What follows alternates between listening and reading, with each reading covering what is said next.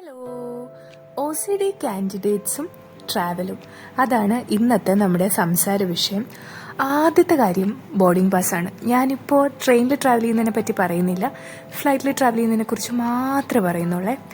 Boarding pass എവിടെ വെച്ചു എന്നുള്ളതിൻ്റെ ഓർമ്മക്കുറവും കൂടുതലുമാണ് ഇതിൽ ഏറ്റവും വലിയ പ്രശ്നം. അതായത് ഓർമ്മ കൂടുതലാണ്, അതുകൊണ്ട് അവിടെ വെച്ചൊന്ന് പിന്നെയും നമ്മൾ എന്താ പറയുക, അത് സ്ഥിരീകരിക്കണം. അതിനുവേണ്ടി 1000 തവണ നോക്കുമ്പോൾ തന്നെ അങ്ങ് തളരും. ഇനി രണ്ടാമത്തെ കാര്യം, struggle of acting like A season traveller.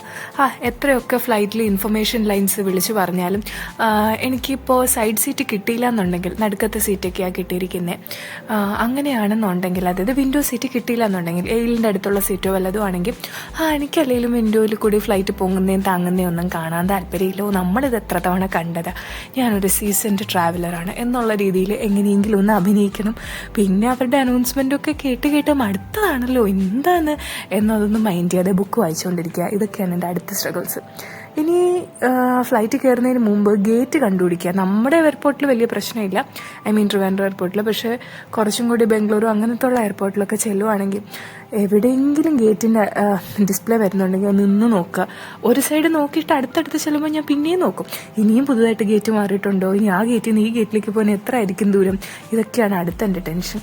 And struggle of keeping your phone. ഇത് എയർപോർട്ട് എന്നല്ല, ബസ് സ്റ്റേഷൻ എന്നല്ല, എവിടെ പോയാലും ഫോൺ കളഞ്ഞു പോയോ എന്നൊരു 10,000 തവണ നോക്കും. അവസാനമൊക്കെ ആയപ്പോൾ തായ്ലൻഡിൽ എന്തോ ട്രിപ്പ് പോകുമ്പോൾ എൻ്റെ ഹസ്ബൻഡ് എൻ്റെ ഒരു എന്താ പറയുക, കഴുത്തിൽ കൂടെ കെട്ടിത്തൂക്കിയിടുന്ന ഒരു സാധനം തന്നിട്ട് അതിൻ്റെ അകത്ത് ഫോൺ വെച്ച് തന്നു. അവസാനം കഴുത്തിൽ ഫോൺ കെട്ടിത്തൂക്കി ഇട്ടിട്ട് പോലും ഞാൻ ഫോൺ എവിടെ എന്ന് നോക്കിക്കൊണ്ടിരിക്കുകയായിരുന്നു. ചിലപ്പോൾ നമ്മൾ ഫോട്ടോസും വീഡിയോസും എടുത്തുകൊണ്ടിരിക്കുകയായിരിക്കും, എന്നിട്ട് നോക്കും ഫോൺ എവിടെ. ഈ സ്ട്രഗിൾ എല്ലാം കഴിഞ്ഞിട്ട് സ്ട്രഗിൾ ഓഫ് ക്യാരിയിങ് സ്നാക്സ്, അത് ഞാൻ അവോയ്ഡ് ചെയ്തു. ഇപ്പം എവിടെ ചെന്നാലും ലോക്കലായിട്ടുള്ള ഫുഡ് ട്രൈ ചെയ്യുക എന്നുള്ളത് മാത്രമായി. ഇപ്പം ഞാൻ സ്നാക്സ് ക്യാരി ചെയ്യാറായി. Struggle of finding your bag, അതും ചെറിയൊരു ബുദ്ധിമുട്ടുള്ളതായതുകൊണ്ട് ഞാൻ അതിൽ കുറേ വർണ്ണാഭമായ കലപില സ്റ്റിക്കേഴ്സ് വാരി ഒഴിച്ച് ഒട്ടിച്ചിട്ടുണ്ട്.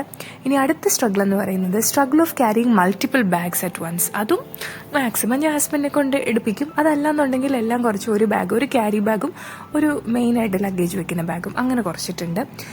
എയർപോർട്ട് സെക്യൂരിറ്റി ഡയലമ ഓൾറെഡി ഉണ്ട്. പിന്നെ അടുത്ത ഈ സോവിനിയേഴ്സൊക്കെ പൊട്ടാതെ നമ്മുടെ നാട്ടിലെത്തിക്കുക. അതിന് ഇട്ടേക്കുന്ന തുണിയിലൊക്കെ പൊതിഞ്ഞ് വലിയ കാര്യമായിട്ട് കൊണ്ടുവരും. അവസാനം നാട്ടിലെത്തിയിട്ട് ഇട്ടേക്കുന്ന തുണി വാഷിംഗ് മെഷീനിൽ ഇട്ടതിന് ശേഷം മാത്രമേ ഞാൻ ബാഗ് എടുക്കത്തുള്ളൂ. അത് കൊണ്ടിടുമ്പോൾ അവസാനം ഈ സോവിനിയർ വാഷിംഗ് മെഷീനിലായിരിക്കും വീണ് പൊട്ടുന്നത്. ഇനി എൻ്റെ ഏറ്റവും വലിയ പ്രശ്നവും ഏറ്റവും ഇൻസ്റ്റഗ്രാം ജീവിതത്തിലെ മൂഞ്ചലുമായ struggle of getting aesthetic travel photos. എന്നിട്ട് അവസാനം നമ്മൾ ഇവിടെയും ഈ ആൾക്കാർ പോയതിനേക്കാൾ കൂടുതൽ സ്ഥലത്ത് പോയിട്ടും ഫോട്ടോസ് മാത്രം നമുക്ക് കിട്ടിയിട്ടില്ലല്ലോ. ഇനി ആ ഫോട്ടോസ് ഉണ്ടെങ്കിലോ അത് പോസ്റ്റ് ചെയ്യാനുള്ള മടി. ലുക്കിംഗ് ഫ്രഷ് ഇൻ ജേർണി, അതൊരിക്കലും ഇല്ല. ഞാൻ എന്തെങ്കിലും കൂറ പാൻറ് ഉടുപ്പിട്ടിട്ടായിരിക്കും എയർപോർട്ടിൽ എപ്പോഴും ട്രാവൽ ചെയ്യുക. ഫോട്ടോസിലൊക്കെ അവിടെ ഡെസ്റ്റിനേഷൻ എത്തിയിട്ട് ഒരുങ്ങുമെങ്കിലും ത്രൂ ഔട്ട് ദ ജേർണി ഒരു ലോസ്റ്റ് ആയിട്ടുള്ള, ഒരു സിക്കായിട്ടുള്ള ഒരാളെ പോലെ ട്രാവൽ ചെയ്യാനാണ് എനിക്ക് ഏറ്റവും ഇഷ്ടം. Struggle of hand luggage, passport, അങ്ങനത്തെ കാര്യങ്ങൾക്കൊക്കെ വേണ്ടിയിട്ട് ഞാനൊരു പ്ലാസ്റ്റിക് ബാഗ് ഇപ്പോൾ വാങ്ങി വെച്ചിട്ടുണ്ട്.